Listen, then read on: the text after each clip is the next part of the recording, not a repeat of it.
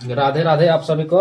आज हम लोग समुद्रन सेट 2 मैथ का देखेंगे। मैथ का जो समुद्रन सेट 2 में पहला नंबर क्वेश्चन है, वह क्वेश्चन को देख लो।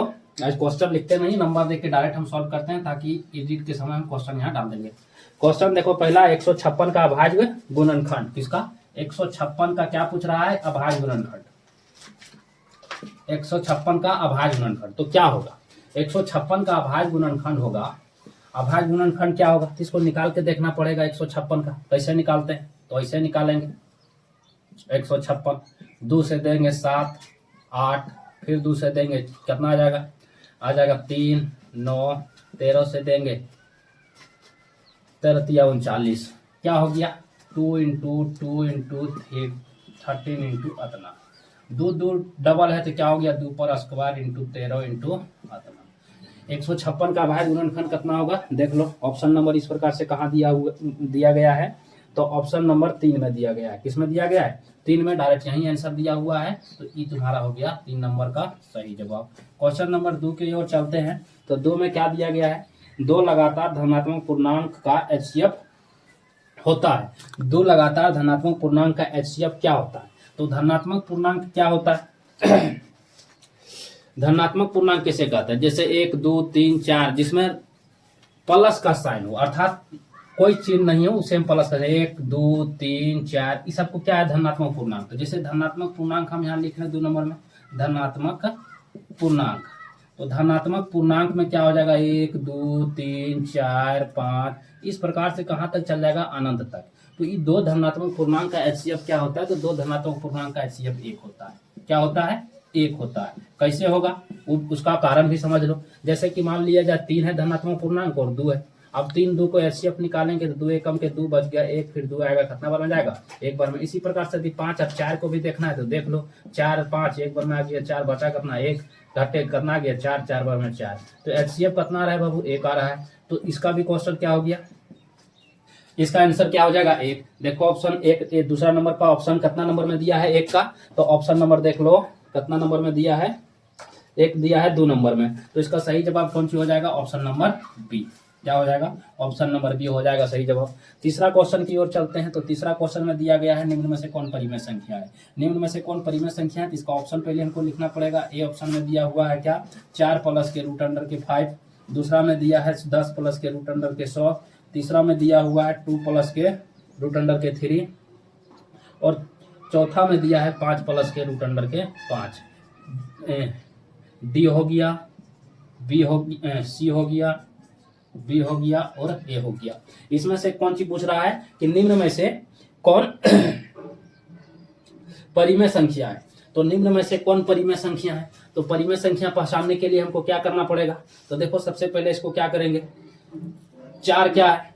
परिमेय संख्या, परंतु रूट अंडर 3 क्या है? अपरिमेय संख्या। तो इसका हम लोग क्या पढ़े थे? सूत्र पढ़े थे। क्या पढ़े थे?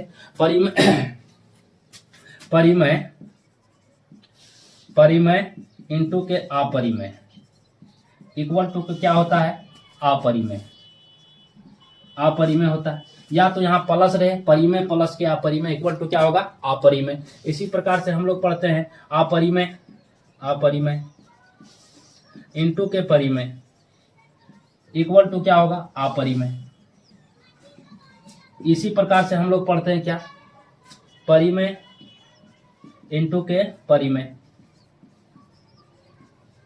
इक्वल टू क्या होता है? परिमेय। अपरिमेय इंटू के अपरिमेय इक्वल टू क्या होगा? कभी परिमेय तो कभी अपरिमेय। कभी परिमेय तो कभी अपरिमेय। तो देखो जिसमें या तो गुना हो, या तो भागा हो, या तो जोड़ हो, या घटा हो, सब में यही पैटर्न चलेगा। सिर्फ यहाँ चिन्ह बदल जाएगा। यहाँ देखो तो क्या है? परिमेय। ई क्या है? अपरिमेय। ई क्या होगी? अपरिमेय संख्या। अब बी नंबर को ऑप्शन को देखते हैं। तो 10 क्या है? परिमेय। और रूट अंडर के 100 का रूट तोड़ेंगे तो 10 इक्वल टू क्या आ गया? 20। ई क्या हो गया? परिमेय का। यह परिमेय, इसका पूर्ण रूट टूट जा रहा है, और ये 10 तो परिमेय है ही है। तो ई क्या हो गया? मेरा परिमेय संख्या के अंतर्गत आ जाएगा। इसमें भी वही सेम कंडीशन। क्या है? परिमेय है परंतु या परिमेय है, इसमें ई परिमेय है तथा अपरिमेय। तो ऑप्शन नंबर तीसरा का कौन सही हो जाएगा? Option number B. निम्न में से कौन परिमेय संख्या है? निम्न में से, इसका क्वेश्चन क्या है? निम्न में से कौन परिमेय संख्या है?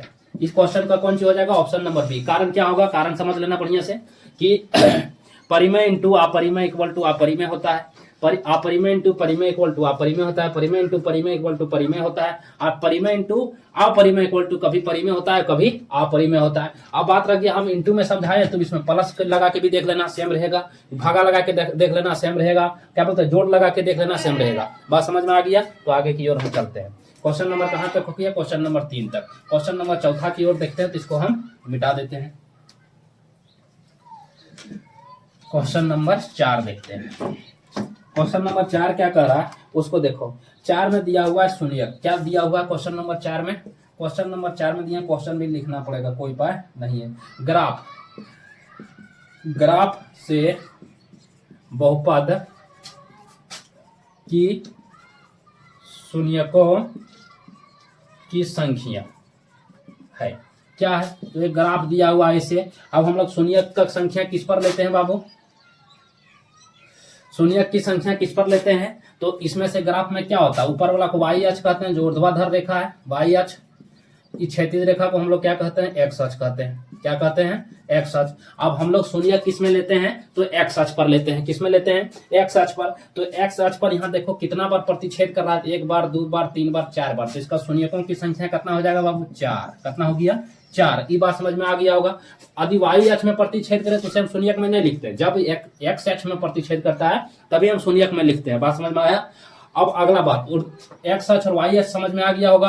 और नहीं समझ में आ गया होगा तो पहला वीडियो देख लेना। जो ऊर्ध्वाधर रेखा होता है उसे हम वाई अक्ष कहते हैं, जो क्षैतिज रेखा होता है उसे एक्स अक्ष कहते हैं, और क्षैतिज रेखा पर जितना बिंदु काटेगा उसे हम शून्यक कहते हैं, उसी को हम शून्यक लिखते हैं। चौथा नंबर क्वेश्चन खत्म हो गया। 5वां नंबर क्वेश्चन और चलते हैं। 5वां नंबर क्वेश्चन क्या दिया होगा देख लो। ए एक्स प्लस के B Y equal to C और एल एक्स प्लस के M Y equal to N के गुणजों के संबंध के बीच संबंध होगा जब समीकरण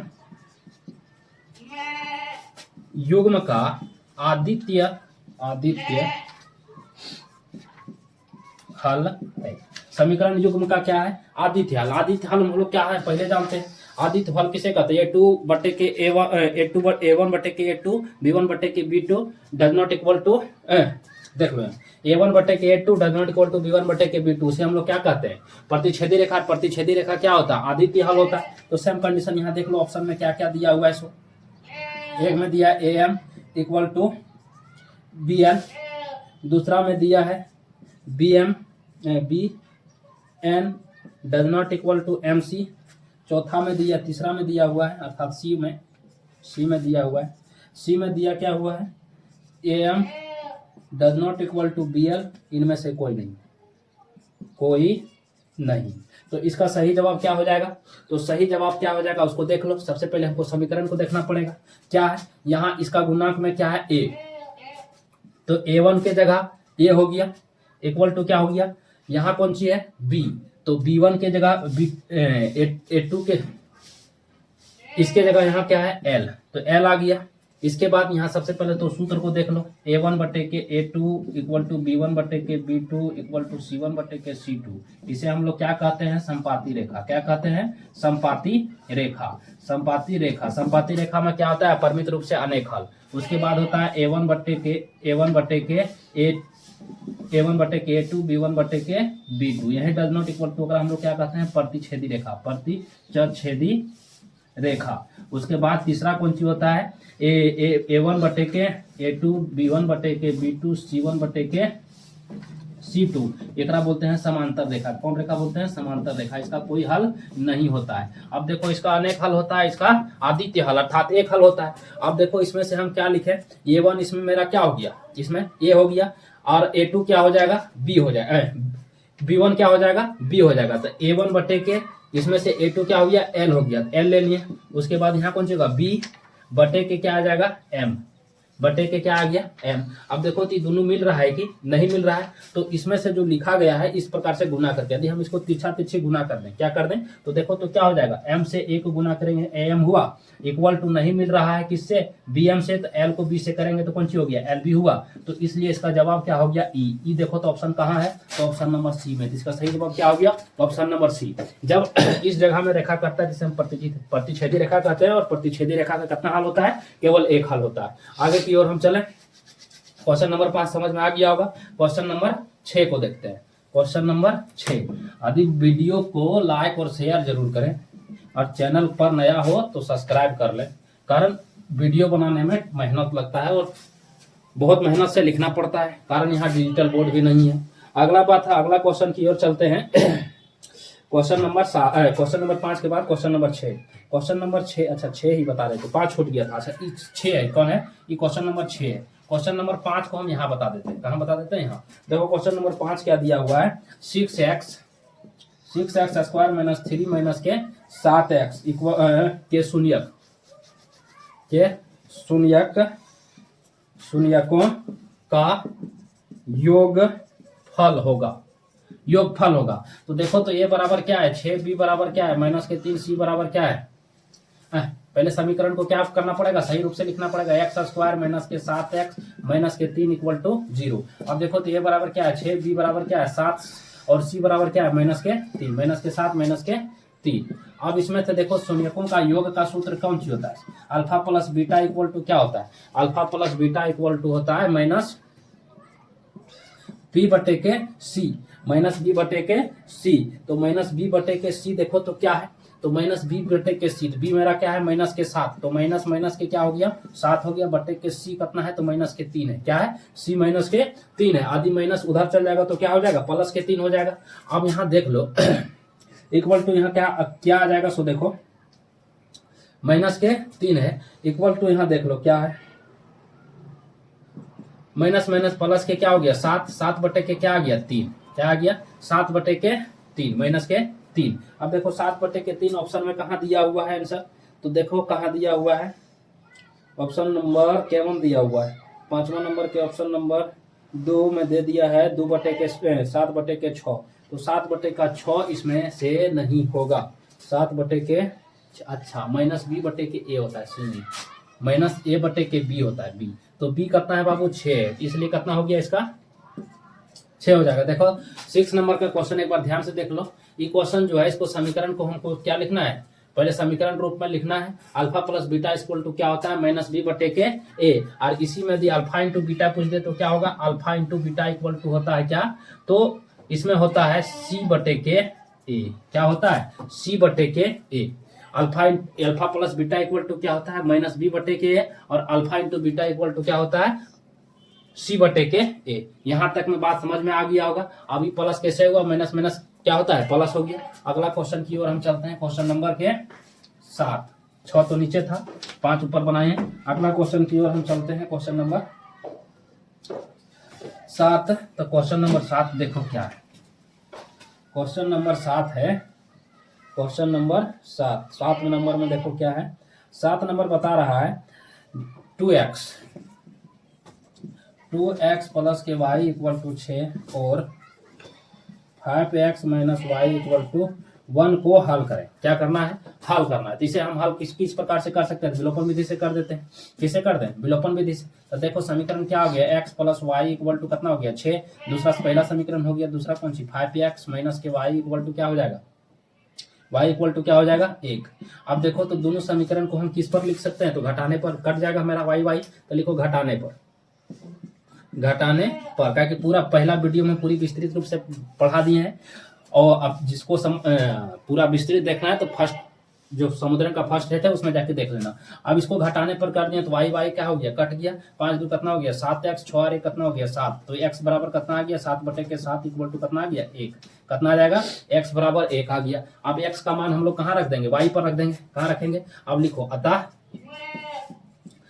x का मान समीकरण 1 में रखने रखने पर। अब समीकरण एक कौन चाहिए देख लो, 2x प्लस के वाई इक्वल टू 6। अब x बराबर मेरा कौन सी आ गया 1, 2 इंटू के 1 प्लस के वाई इक्वल टू 6। तो यहाँ 2 एकम 2 हो गया, y इक्वल टू क्या हो जाएगा 6 माइनस के 2 गुने के 2 माइनस के अतना, तो बच गया कौन सी y बराबर 4। तो देखो इसका ऑप्शन क्या हो गया 1 कोमा के 4। x कितना आएगा 1, y आएगा जगह 4। तो देखो 1 और 4 कहाँ है ऑप्शन नंबर में, तो ऑप्शन नंबर में दिया हुआ है कितना नंबर में देख लो, ऑप्शन नंबर में 1 और 4 ऑप्शन नंबर 1 नंबर का है। तो इसका सही जवाब कौन सी होगा ऑप्शन नंबर ए। क्या हो गया सही जवाब ऑप्शन नंबर ए हो गया। देख लो आगे क्वेश्चन की ओर चलते हैं। अगला क्वेश्चन में ऊपर हम मिटा देते हैं। क्वेश्चन नंबर 7 हो गया। क्वेश्चन नंबर 8 को देखो, किसको देखना है क्वेश्चन नंबर 8। क्वेश्चन नंबर 8 में दिया है निम्न में से कौन द्विघात समीकरण है। 8 नंबर में कौन द्विघात समीकरण है। अब निम्न में से कौन द्विघात समीकरण है, तो देखो इसको ऑप्शन से हल करना पड़ेगा। x प्लस के 1 पर whole square equal to 2 into X minus के 1 पहला समीकरण है। बी नंबर ऑप्शन दिया हुआ है क्या x माइनस के 5 पर whole square equal to X minus के 3x माइनस के 3x प्लस के 6। अब तीसरा ऑप्शन दिया हुआ है, तीसरा x प्लस के 2 पर whole square equal to X minus 3 के होल स्क्वायर। अगला क्वेश्चन इनमें से कोई नहीं, इनमें से कोई नहीं। ऑप्शन नंबर सी है, ऑप्शन नंबर ए है। आप देखो हमको क्या करना पड़ेगा, यदि द्विघात समीकरण के रूप में होता है क्या होता है ए स्क्वायर प्लस के बी एक्स प्लस के सी इक्वल टू 0 के रूप में होगा, के रूप में हमें होना चाहिए, तो वही होगा द्विघात समीकरण में। तो इसके रूप में देखो कौन सा होता है, तो इसके लिए हमको हल करना पड़ेगा। तो हल कैसे करेंगे तो उसको भी ध्यान से देख लो। हम 1 नंबर ऑप्शन से हल करने देखते हैं। तो एक ए स्क्वायर अर्थात ये क्या है एक्स पर क्या हो जाएगा स्क्वायर प्लस 2ab 2 इंटू के एक्स प्लस के 1। पहले 1 नंबर इसको हल कर रहे हैं हम। इसको हल करने के बाद देखते हैं ये x square plus 2ab plus के b पर स्क्वायर इक्वल टू इधर क्या हो जाएगा 2x माइनस के 2। अब देखो तो यहाँ क्या आ गया एक्स स्क्वायर प्लस के 2x प्लस के 1 इक्वल टू 2x माइनस के 2। अब यहाँ क्या आ गया एक्स स्क्वायर, देखो इधर क्या है प्लस में, जब इधर आ जाएगा तो हो जाएगा माइनस में, अर्थात कट गया। इसमें देखो तो ये माइनस में, ये प्लस में है, इधर आ जाएगा प्लस में, प्लस प्लस के 3 हो गया। क्या हो गया 3। एक्स स्क्वायर प्लस के मेरा पास कितना आ गया 3, अर्थात ये किसके रूप में है तो इसके रूप में है, कारण एक्स स्क्वायर को मैच कर रहा है और 3 को मैच कर रहा है। इसलिए मेरा ऑप्शन नंबर कौन हो जाएगा सही, पहला ऑप्शन सही हो जाएगा, क्योंकि यह किसके रूप में मिल रहा है A square plus 2a square plus B X plus C equal to 0 के रूप में मिल रहा है। इसलिए मेरा सही जवाब कौन सी हो जाएगा ऑप्शन नंबर 1। आगे हल करने की जरूरत नहीं है। किसी में ऑप्शन यदि नीचे होगा तो इस प्रकार से हल करके देख लेना, यदि ऑप्शन में आ जाए तो उसे सही मानना। जरूरी क्या है कि एक्स स्क्वायर होना चाहिए। अगला क्वेश्चन की ओर हम चलते हैं, क्वेश्चन नंबर 9। क्वेश्चन नंबर 9 कौन सी है देख लो, समीकरण, इसका ऑप्शन कौन सी हो गया ए नंबर। क्या हो गया ए नंबर समीकरण। क्वेश्चन नंबर 9, क्वेश्चन नंबर 9 देखो समीकरण 4x स्क्वायर माइनस अपना प्लस के 2 इक्वल टू क्या है 0 का विवेचक है अर्थात ये क्या पूछ रहा है विवेचक, अर्थात डी निकालने बोल रहा है। क्या निकालने बोल रहा है, मूल चैप्टर में डी पढ़ा होगा, रिकॉर्डिंग हो रहा है कौन सी बोल रहा है मूल चैप्टर में क्या पढ़ा होगा, डी निकालने के लिए पढ़ा होगा। डी इक्वल टू क्या होता है, डी इक्वल टू होता है बी स्क्वायर माइनस 4ac। क्या होता है माइनस के बी स्क्वायर माइनस के B square minus 4ac, B square minus के 4ac। अब देखो तो यहाँ क्या आ जाएगा माइनस के बी स्क्वायर, डी बराबर क्या होता है डी का बी स्क्वायर माइनस 4ac। अब देखो तो इसमें से ए बराबर क्या है, ए बराबर कुछ नहीं तो 1, बी बराबर क्या है माइनस के 4, सी बराबर क्या है 2। अब देखो तो यहाँ बी बराबर 4 है, 4 पर क्या हो गया होल स्क्वायर माइनस 4 इंटू के ए कितना है तो ए 1 है, ए का गुणांक क्या है कुछ नहीं तो 1 है इंटू के सी कौन सी है 2 है। तो यहाँ क्या हो गया 4 चौके 16 माइनस 4 दूनी के 8, 8 इक्वल टू बच्चे बच गया 8। तो इसका डी बराबर क्या हो गया 8। तो देखो आंसर यहाँ कितना दिया हुआ है, विवेचक कितना नंबर में क्वेश्चन था, क्वेश्चन नंबर 9 में। तो 9 का आंसर सही कितना नंबर हो जाएगा, ऑप्शन नंबर बी इसका सही जवाब हो जाएगा। क्या हो जाएगा ऑप्शन नंबर बी। अगला क्वेश्चन की ओर चलते हैं, क्वेश्चन नंबर 10। क्वेश्चन नंबर 10 की ओर चलते हैं, कहाँ चलते हैं क्वेश्चन नंबर 10। क्वेश्चन नंबर 10 में क्या है उसे देखो। सबसे पहले तो 10 में है ए पी, क्वेश्चन नंबर 10 में है एपी 13, 20, 7, 4 का 30वां पद, क्या पद, 30वां पद ज्ञात करें। 30वां पद ज्ञात करें तो ए बराबर कौन सी हो गया 13, डी बराबर क्या हो जाएगा A2 माइनस के A1 इक्वल टू 13 माइनस के, बाहर चल जाएगा, कितना बच जाएगा 13, और 13 में से फिर यहाँ जा रहा 7, अर्थात ये एपी है नहीं। इसको हमें क्या करना पड़ेगा, एपी फॉर्म में लाना पड़ेगा। तो एपी फॉर्म में लाने के लिए यहाँ कितना होना चाहिए 10, तो 10 में से 3 घटेगा 7 बटेगा, 7 बटेगा तो 4 बचेगा। तो इसलिए एपी वहां क्वेश्चन गलत दिया है। क्वेश्चन नंबर 10 के, क्वेश्चन नंबर 10 जो है, क्वेश्चन नंबर 10 गलत है। वहां जहां 20 लिखा हुआ है वहां क्या लिखना पड़ेगा 10 को लिखना पड़ेगा, तब बनेगा। ए बराबर क्या हो गया 13, डी बराबर क्या हो गया 10 माइनस के 13 इक्वल टू क्या आ जाएगा माइनस के 3। अब और ए 30 हमको निकालना है। ए 30 बराबर क्या हो गया देख लो, ए 30 बराबर ए प्लस के 29 डी हो गया। अब ए बराबर क्या हो जाएगा 13 प्लस के क्या आ जाएगा 2 इंटू के 29 इंटू के डी मेरा कितना है माइनस के 3। अब गुना करो 13 प्लस के 9 कितना होता है 27 के 7, 3 दूना के 6, 6 2 8 माइनस के 87 प्लस माइनस के क्या हो गया माइनस हो गया माइनस 87। अब माइनस 87 में 13 जब घटा देगा तो कितना बचेगा बाबू, तो माइनस 87 में 13 घटाएगा, घटा के जो आ जाएगा क्या हो गया वही तुम्हारा आंसर हो जाएगा। आंसर हो जाएगा कितना माइनस के 74, क्या आ जाएगा 13 में से 4 गया। अब यहाँ बच जाएगा कितना 3 जाएगा, 8 में से कितना चल गया 8 में से 7, क्या हो गया माइनस के 74। इसका सही जवाब हो जाएगा। कौन सी हो जाएगा देखो माइनस 74 कितना नंबर ऑप्शन में दिया हुआ है, तो ऑप्शन नंबर ए। इसका सही जवाब क्या हो गया ऑप्शन नंबर ए। चलो अगला क्वेश्चन की ओर। वैसे ही क्वेश्चन गलत था किताब में, क्वेश्चन इसको सही इस प्रकार से बनेगा। अगला क्वेश्चन की ओर हम लोग चलते हैं। Question number 11, question number 11। Question number 11 में 8 बटे के 3 दिया है, 5 बटे के 3 दिया है, 2 बटे के 3 दिया है, 1 बटे के 3 दिया है, 1 बटे के -3 दिया है, माइनस के 3 दिया है, डॉट डॉट डॉट। तो इसका हमें क्या निकालने बोला है सार्वंतर। क्या निकालने बोला है सार्वंतर। सार्वंतर अर्थात डी निकालने बोला है। तो डी निकालने के लिए हम लोग क्या करते हैं, डी बराबर लिखते हैं A2 माइनस के A1। तो डी क्या हो जाएगा 5 बटे 3 माइनस के 8 बटे के 3। A2 मेरा ये है, A1 ये हो गया। दोनों का एलसीएम जब निकालेंगे तो आ गया 3। अब यहाँ देखो तो कितना हो जाएगा 3 एकम के 3 माइनस 8 बटे के अपना में घट जाएगा तो माइनस के 5 बटे के 3। अगला भी घटाएंगे तो उतने आएगा। तो देखो आंसर इसका कितना नंबर हो जाएगा, आंसर देख लो जितना में होगा माइनस के क्या माइनस के 5 बटे के 3, वही इसका हो जाएगा सही जवाब। तो देखो ऑप्शन नंबर 11 के कहाँ लिखा हुआ है, ऑप्शन 11 के ऑप्शन नंबर माइनस के 1 दिया हुआ है। तो या तो क्वेश्चन गलत है, क्वेश्चन देखो तुम 8 बटे के 3, अच्छा 8 बटे के 3 और माइनस के 5 बटे के 3, तो 5 बटे के 3। अगर बात अब 3 का एलसीएम कितना आ गया 3 आ गया। अब जब इसका एलसीएम 3 आएगा, देखो कहाँ से रहा है, क्वेश्चन सही है। ए 8 बटे के 3 कॉमा के 5 बटे के 3 माइनस 2 बटे के 3 माइनस के इतना, तभी मान लिया जाए A2 ए बराबर मेरा कौन सी होगा 8 बटे के 3। अब यहाँ क्वेश्चन नंबर का आगे देखते हैं 5 बटे के A1 हो गया, A2 बराबर कौन सी हो गया 5 बटे के 3। अब A2 बराबर, तो A2 कितना है 5 बटे के 3 माइनस के A1 8 बटे के 3, 5 बटे के 3 बटे 8 बटे के 3। एलसीएम निकालेंगे 3 का एलसीएम कितना आएगा 3। अब 3 का आएगा तो 5 आ गया माइनस के 8 आ गया। अब माइनस के 5 माइनस के 8, अब 5 में से इसमें घट जाएगा तो माइनस के 3 बचेगा, माइनस के 3 काट देंगे कितना आ गया माइनस के 1। माइनस के 1 देखो ऑप्शन नंबर कितना में है, तो ऑप्शन नंबर 2 में। तो इसका सही जवाब क्या हो गया ऑप्शन नंबर 2। ऑप्शन नंबर क्या हो जाएगा 2 हो जाएगा। अगला क्वेश्चन की ओर हम चलते हैं। अगला क्वेश्चन देखो क्या है। अगला क्वेश्चन दिया हुआ है, अगला क्वेश्चन 12 नंबर में दिया हुआ है cos 0 cos A 0 cos A।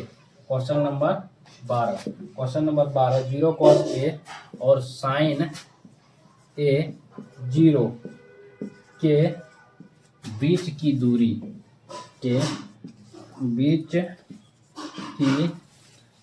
है।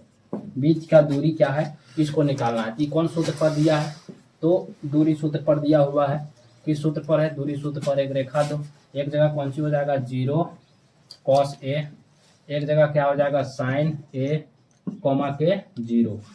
अब देखो तो हम लोग दूरी सूत्र क्या लिखते हैं, दूरी सूत्र इक्वल टू क्या होता है, तो दूरी सूत्र इक्वल टू होता है x2 माइनस के x1 पर स्क्वायर प्लस y2 माइनस के yn पर होल स्क्वायर।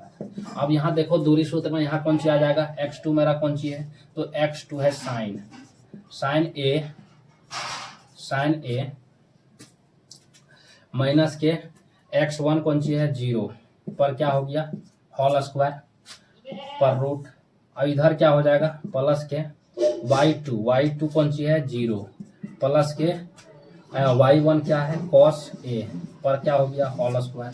अब देखो तो यहाँ क्या बच गया साइन ए पर क्या हो गया होल स्क्वायर प्लस के क्या हो गया cos a पर होल स्क्वायर। अब sine square A equal to cos square A, किस चैप्टर में पढ़ा होगा बाबू, तो चैप्टर 8 में पढ़ा होगा। क्या साइन स्क्वायर ए, यहाँ बढ़िया से लिख देते हैं साइन स्क्वायर ए क्या हो गया साइन स्क्वायर ए प्लस के cos square A equal to क्या होता है 1 होता है। क्यों होता है इसके पीछे भी कारण चाहिए, तो कारण भी चैप्टर जाके जब क्या पढ़ रहा होगा त्रिकोणमिति चैप्टर पढ़ रहा होगा तो वहां हल करके बताया गया होगा। यदि इसका साइन का मान वैसे क्या होता है p बटे के h, यदि इसको हल करने लगे तो इक्वल टू क्या हो जाएगा होल स्क्वायर प्लस के यहाँ क्या आ जाएगा कॉस का मान कौन सी होता है b बटे के h, इस पर हम लोग क्या करेंगे होल स्क्वायर। अब होल स्क्वायर जब इसको तुम हल करेगा क्या आएगा HCF p स्क्वायर हो जाएगा, यहाँ पी एच पर स्क्वायर क्या कि पी स्क्वायर एच स्क्वायर। अब एच स्क्वायर आ गया, यहाँ भी क्या है एच स्क्वायर है, यहाँ पी स्क्वायर, तो यहाँ पी स्क्वायर हो जाएगा प्लस बी पर क्या हो जाएगा स्क्वायर हो जाएगा। अब बी पर स्क्वायर हो जाएगा, देखो तो लंब प्लस आधार को जोड़ते हैं तो क्या आता है कर्ण आता है, तो कर्ण पर स्क्वायर हो जाएगा बटे के क्या हो जाएगा